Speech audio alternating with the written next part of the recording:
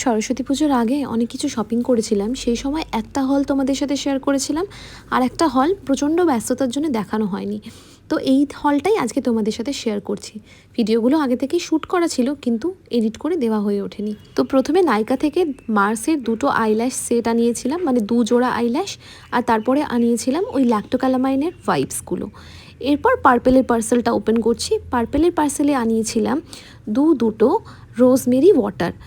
এই রোজমেরি ওয়াটারটা আমি মোটামুটি রেগুলার ইউজ করি, সোলফ্লাওয়ার ব্র্যান্ডের, তা একসাথে দুটো আনিয়ে নিয়েছিলাম তাই জন্যে। আর আনিয়েছিলাম একটা লিপ গ্লস। এই লিপ গ্লসটা হচ্ছে রেনে ব্র্যান্ডের।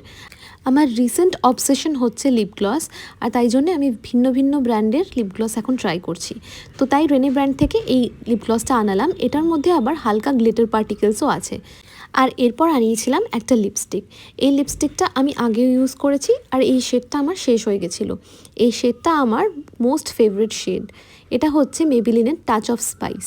আর এই লিপস্টিকটা ভীষণ অ্যাফোর্ডেবল, তার সাথে সাথে এই শেডটা ভীষণই সুন্দর আর ভীষণ কমফোর্টেবল লিপস্টিকটা।